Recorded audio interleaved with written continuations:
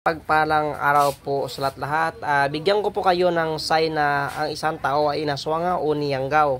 Ngayon ay mayroong isang babae na pumunta dito sa bahay. Yan. Yan ang kanyang buhok. Mahaba. Isa babae po ito. Hindi po natin ipakita ang kanyang mukha. Yan. Babae po ito. Yan. Niyanggaw. Kasi bakit alam ko na niyanggaw?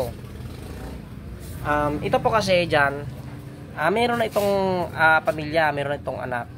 Dalawa. Dito po, yan. Pag ginanyan nyo po yung tiyan, yan. Ito sobrang sakit ng tiyan niya. Pag ginanyan nyo po, yan. Dito po sa, yan. Ay, ano yan, meron yan gumagalaw. Diyan, oh, meron yan gumagalaw dito, oh. Yan, yan. Yan, meron yan gumagalaw dyan, oh. Yan, nabilog na maliit. Yan. Pumipitik-pitik po na merong pulso dito. Dito po sa kanyang tiyan. At saka pag ganyan mo, yan sa tiyan niya, pag meron kayong nakapa na ganito kalaki na bilog, pag ganyan nyo na tumakbo, tatakbo dyan, tatakbo dito, tatakbo po dito, ibig sabihin, ang sakit po ng pasyente ay yanggaw. Ay minsan ay dito yan pupunta, oh, o banda dito sa ilalim ng puson.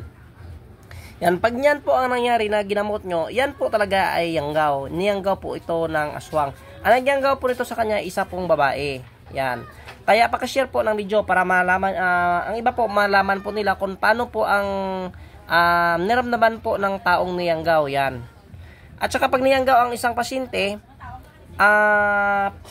pagkagabi po ay pumupunta yan talaga sa kanilang bahay, ay bibistahin yan, magkakaano yan sa bubong.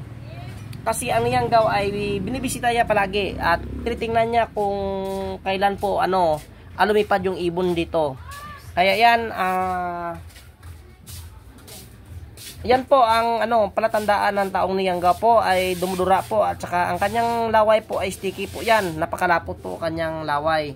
Kaya yan, pakishare po nating video para ang iba po na manggagamot o baguhan pa lang, alam po nila kung paano po, ano po ang findings ng niyanggaw. Basta tandaan nyo, pag mayroong buko na ganyan kalaki, takbo dito, punta dito, punta dito. Minsan nga, dyan pa na dito, punta. Ibig sabihin, yanggaw po yan, niyanggaw po yan ng aswang.